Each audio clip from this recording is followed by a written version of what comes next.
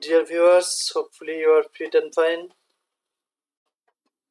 আজ আমরা আলোচনা করব বেসিক ফোর টাইপস অর্থাৎ ফোর রুলস। চারটি রুল নিয়ে আলোচনা করব, যে রুল চারটি আপনার কথা বলতে গেলে ইংরেজিতে বেশি ইম্পর্টেন্স এবং যেগুলো অবশ্যই বাধ্যতামূলক আপনাকে জানতে হবে। সো কথা না বাড়িয়ে চলুন আমরা আমাদের মূল টপিকগুলো শুরু করি। Let's get started our class today. That is very important, যে চারটি নিয়ম আপনাকে জানতেই হবে ইংরেজিতে কথা বলতে চাইলে। সো এর প্রথম নিয়ম হচ্ছে, এখানে আমরা বেসিক যেহেতু আমরা শিখবো, this is class for the beginners. এই ক্লাসটা আমরা যারা ইংরেজিতে নতুন রয়েছে তাদের জন্য মূলত আয়োজন করেছি।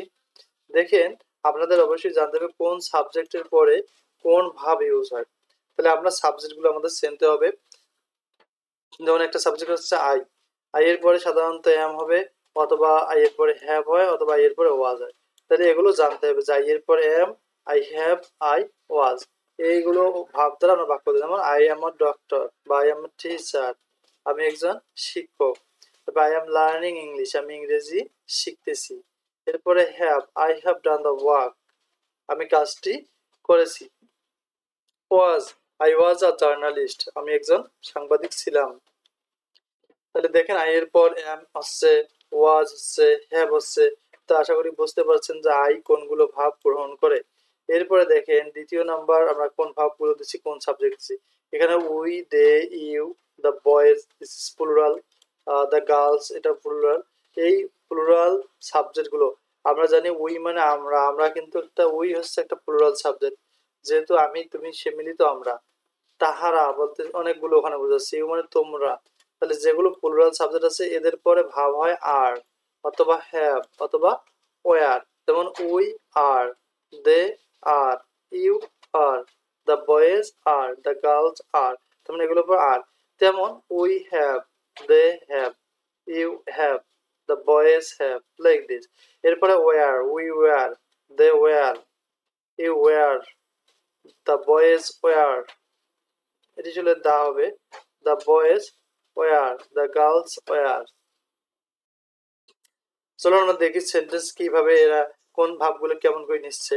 যেমন উই আমরা লিখছিলাম আর, উই আর প্লেয়ার্স, আমরা খেলোয়াড়।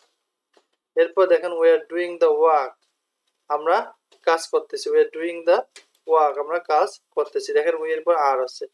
দে ওয়ার স্টুডেন্টস, তারা ছাত্রছাত্রী বা তারা ছাত্র।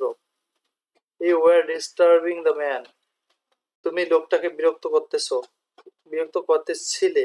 You are disturbing the man, তুমি লোকটাকে বিরক্ত করতেছিলে। দে ওয়ার স্টুডেন্টস, তারা ছাত্র ছিল।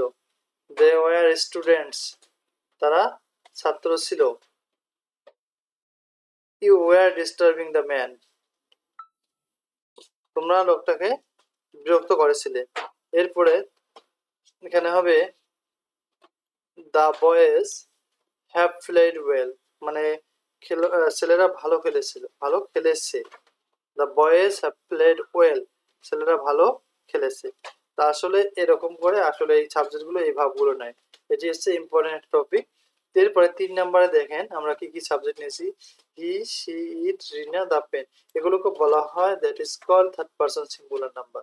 এগুলো হচ্ছে থার্ড পারসন সিঙ্গুলার নাম্বার। এটা সবসময় মনে রাখবেন, এদের পরে এস আলা ভাবটা হয়ে যায়। যেমন এই যে ইজোদ এস আছে, হ্যাজোদ এস আছে, ওয়াজোদ এস আছে, তার মানে এরা সবসময় এস আলা ভাবটা হয়ে নেয়।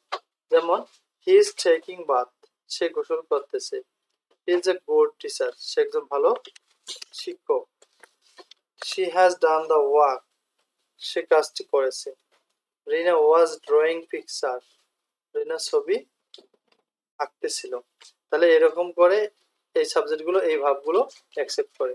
তো হোপফুলি ইউ আন্ডারস্ট্যান্ড দ্যাট।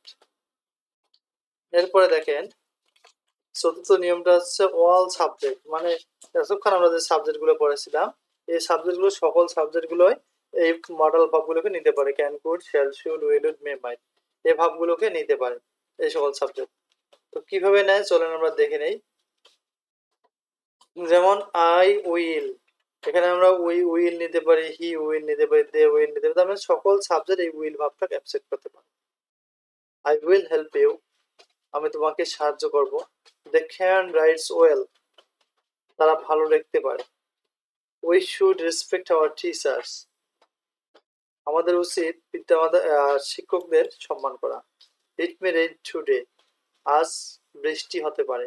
তাহলে এরকম করে যে কোনো সাবজেক্ট এই ভাবগুলোকে নিয়ে সেন্টেন্স মেক করতে পারে। তাহলে আমরা এই মডেল ভাব ইউজ করার ক্ষেত্রে কোনো আমরা ভাব লক্ষ্য করব না, আমরা কোনো সাবজেক্ট লক্ষ্য করবো না, যে কোনো সাবজেক্টের পরে যে কোনো ভাব নিতে পারি। So thank you for watching this video. See you another video. If this video is good, please subscribe my channel. This is a new channel. For this reason, it should subscribe it. For beginners, please subscribe this channel. See you another video.